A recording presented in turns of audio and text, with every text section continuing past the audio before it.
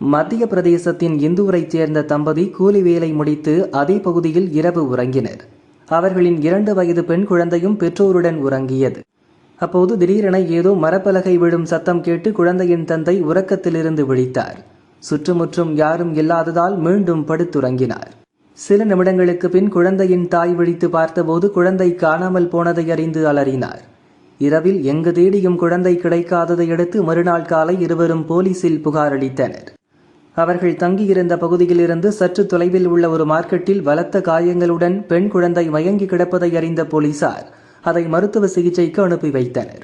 டாக்டர்கள் பரிசோதித்ததில் அக்குழந்தை பாலியல் பலாத்காரத்திற்கு உள்ளானது தெரிந்தது.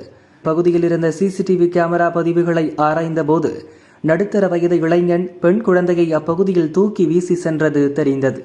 ஏற்கனவே புகாரளித்த பெற்றோரின் குழந்தைதான் அது என்பது விசாரணையில் தெரிந்தது. இதையடுத்து குற்றவாளியை தேடும் பணி தீவிரப்படுத்தப்பட்டது. குழந்தையை சீரழித்த இந்தூரைச் சேர்ந்த 38 வயது இளைஞர் தினேஷை போலீசார் கைது செய்தனர். போக்சோ சட்டத்தின் கீழ் வழக்கு பதிந்து விசாரணை நடந்தது. வழக்கை விசாரித்த நீதிபதி, பிஞ்சு குழந்தையை சீரழித்த காம கொடூரனுக்கு குழந்தையை கடத்துதல், அதை பலாத்காரம் செய்தல், கொலை முயற்சி என 4 வெவ்வேறு பிரிவுகளின் கீழ் 4 ஆயுள் சிறை தண்டனை விதித்து தீர்ப்பளித்தார். இதுடன் சேர்த்து 5 கடுங்காவல் தண்டனையும் விதித்து உத்தரவிட்டார்.